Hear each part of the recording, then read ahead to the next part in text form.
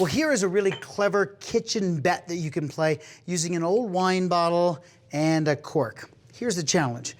You're gonna take the cork and push it back down into the wine bottle. Now, I've shaved this one off just a little bit using a kitchen knife because it was just so hard to get it back in. And you can see here, this last point, I'm using just a piece of dowel rod to try to hit it back in.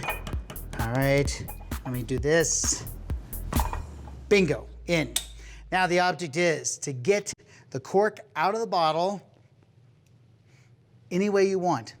You could try to put water in there if you want to. You just say, you gotta get the cork out of the bottle, and you can't destroy the cork. So it can't come out in, a million pieces. You can't light it on fire inside the bottle. You need to get the cork out of the bottle.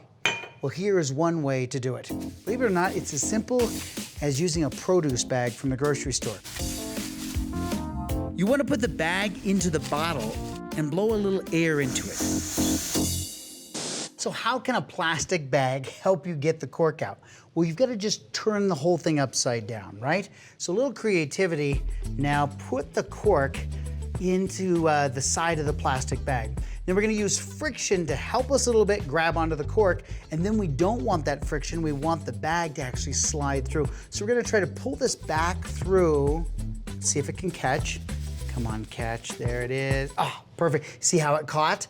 There at the very, very end. So now when we pull like this, the cork comes along with the plastic bag. There's enough friction between the cork and the bag to stay there, but the bag against the glass is kind of wrapped around the cork, and now, it's gonna take a little patience. You can do it. You just don't wanna break the bag, but they are incredibly strong, and bam, cork is out, and you will win that bet every single time.